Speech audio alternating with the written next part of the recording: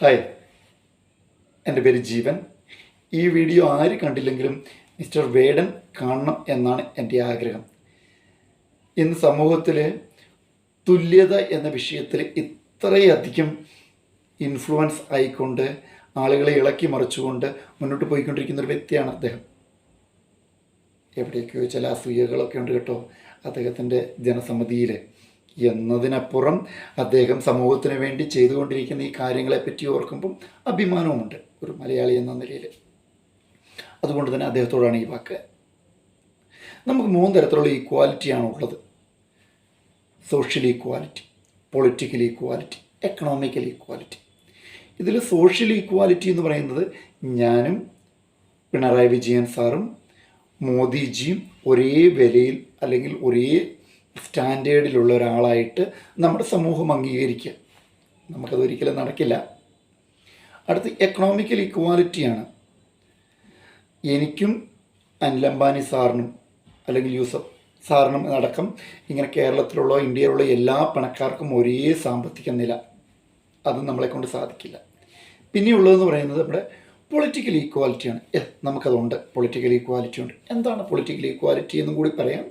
ആരെങ്കിലും അറിയാത്തവരുണ്ടെങ്കിൽ, ഒരാൾക്ക് ഒരു വോട്ട്, അതായത് 1 man 1 vote 1 value. എല്ലാവരുടെയും വോട്ടിന് ഒരേ വാല്യൂ ആണ്. ഞാൻ വോട്ട് ചെയ്താലും പിണറായി വിജയൻ സാർ വോട്ട് ചെയ്താലും ഇനി മോദിജി വോട്ട് ചെയ്താലും അതിനൊരേ വാല്യൂ. അതാണ് അതിനർത്ഥം. അപ്പം നമുക്ക് അതെപ്പോഴും കിട്ടില്ല ആ വാല്യൂ. ബാക്കി നമുക്ക് ഏറ്റവും ആവശ്യമുള്ളൊരു എക്കണോമിക്കൽ ആൻഡ് സോഷ്യൽ ഈക്വാലിറ്റിയാണ് നമുക്ക് ആവശ്യം. ഇച്ചിരി പുറകോട്ട് പോയി കഴിഞ്ഞാൽ എൻ്റെ കാര്യത്തെപ്പറ്റി പറയുകയാണെങ്കിൽ, എൻ്റെ ചെറുപ്പത്തിൽ അതൊരു 10-20 വയസ്സ് വരെയൊക്കെ അല്ലെങ്കിൽ അതിന് മുകളിലേക്കുമുണ്ട്, എൻ്റെ നാട്ടിൽ ഞാനൊരു സത്യക്രിസ്ത്യാനി എന്ന് പറയുന്ന ആളാണ്. എത്രമാത്രം സത്യം കയ്യിലുണ്ട് എന്നുള്ളത് അറിയത്തില്ല, എനിക്ക് അത് നാട്ടുകാർക്കാണല്ലോ അറിയാവുള്ളൂ. ഒരു ക്രിസ്ത്യാനിയാണ് ഞാൻ. എൻ്റെ അയൽപക്കത്ത് ഒരുപാട് ക്രിസ്ത്യാനികളുണ്ട്. പക്ഷേ പലർക്കും എനിക്ക് അല്ലെ എൻ്റെ കുടുംബത്തിന് കിട്ടുന്നതിനേക്കാൾ 100 മടങ്ങ് സാമൂഹികപരമായി ബഹുമാനം കിട്ടുന്നവരായിരുന്നു. അവരെയും എന്നെയും തമ്മിൽ മാറ്റി നിർത്തുന്ന ഘടകമെന്ന് പറയുന്നത് അവരുടെയും എൻ്റെയും എക്കണോമിക്കൽ സ്റ്റാറ്റസ് ആയിരുന്നു.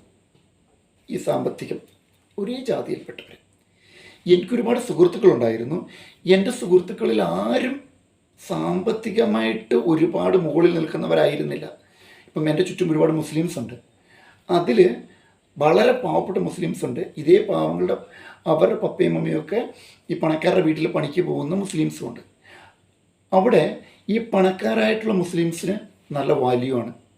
എൻ്റെ നാട്ടിൽ ഒരു വിറക് സ്വാമി ഉണ്ടായിരുന്നു. അദ്ദേഹത്തിൻ്റെ പേര് ഞാൻ പറയുന്നില്ല. അദ്ദേഹത്തിൻ്റെ മകൻ എൻ്റെ സുഹൃത്തായിരുന്നു. അദ്ദേഹം വിറക് കൊണ്ട് ടൗണിൽ കൊടുത്തിട്ട് ജീവിക്കുന്നൊരു വളരെ സാധാരണ മനുഷ്യൻ, സാധുവായ മനുഷ്യൻ. അദ്ദേഹം വേറൊരു ബ്രാഹ്മണൻ്റെ വീട്ടിലാണ് ജോലിക്ക് പോകുന്നത്. അദ്ദേഹത്തിന്, മുതലാളിക്ക് നല്ല വാല്യൂ സമൂഹത്തിലുണ്ടായിരുന്നു. എൻ്റെ ചുറ്റുംപുറം ഒരുപാട് നായന്മാരെന്ന് പറയുന്ന ആൾക്കാരുണ്ടായിരുന്നു. എൻ്റെ ഫ്രണ്ട്സിലൊക്കെ ഉണ്ട്. അവരിൽ പലരും ആ നാട്ടിൽ ഏറ്റവും വലിയൊരു ധനികനായ ഒരു നായരുടെ വീട്ടിലായിരുന്നു ജോലിക്ക് പോയിക്കൊണ്ടിരുന്നത്. ഇവിടെ ഒക്കെ ഈ ജാതിയല്ല, ഇവരെയും ഞങ്ങളെയൊക്കെ വേർതിരിച്ച് നിർത്തിയത് പണം തന്നെയാണ്. പണമാണ് സമൂഹത്തിൽ ആളുകളെ വേർതിരിച്ച് നിർത്തുന്ന ഒരു വലിയ ഘടകമെന്ന് വളരെ ചെറുപ്പത്തിൽ തന്നെ മനസ്സിലാക്കിയൊരു കാര്യമാണ്.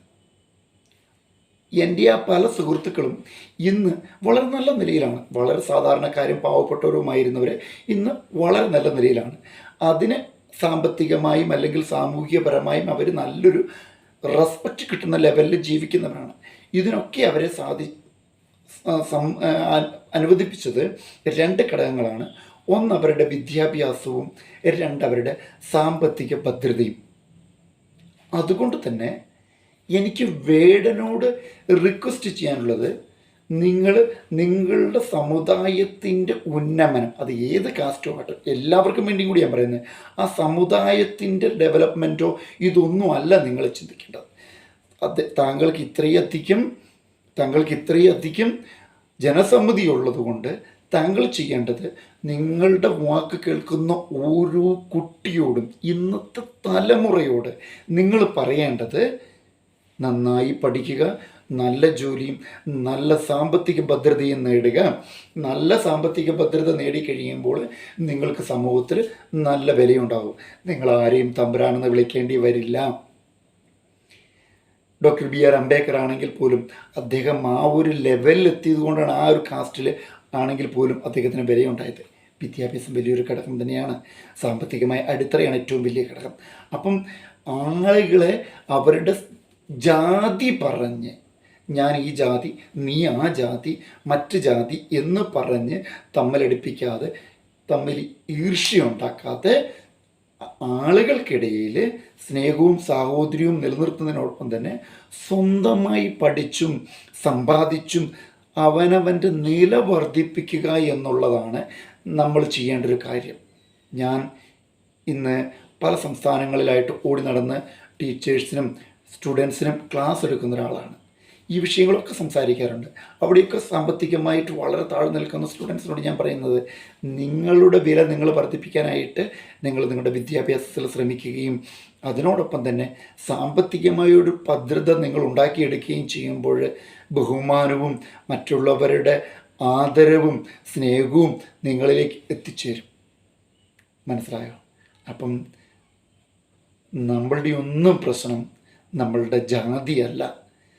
ജാതി എന്നൊരു വിഷയമേ ഇവിടെയില്ല. നമ്മളുടെ സാമ്പത്തികമായ അടിത്തറയാണ്. സാമ്പത്തികമായ അടിത്തറയില്ലാത്ത ഓരോ വ്യക്തിക്കും സമൂഹത്തിൽ ഒരു വിലയുമില്ല. അവൻ എത്ര വലിയ ഉന്നത കുലജാതനായാലും ഏത് കുടുംബത്തിലായാലും അതിന് നോ യൂസ് ഇറ്റ്. അതുകൊണ്ട് ഒത്തിരി സ്നേഹത്തോടെ നിങ്ങളുടെ ജനസമ്മതിയെയും നിങ്ങളുടെ വർക്കിനെയും ഒരുപാട് മാനിക്കുന്നു. ഇതിൽ ഞാൻ ചെയ്യുന്ന വീഡിയോയ്ക്ക് ഒരു രാഷ്ട്രീയപരമായും ഒരു ചിന്തയുമില്ല. സമൂഹത്തിൽ നന്മയുണ്ടാവണമെന്ന് മാത്രം ആഗ്രഹിക്കുന്നു. ഒത്തിരി സ്നേഹത്തോടെ. Love you Vedan.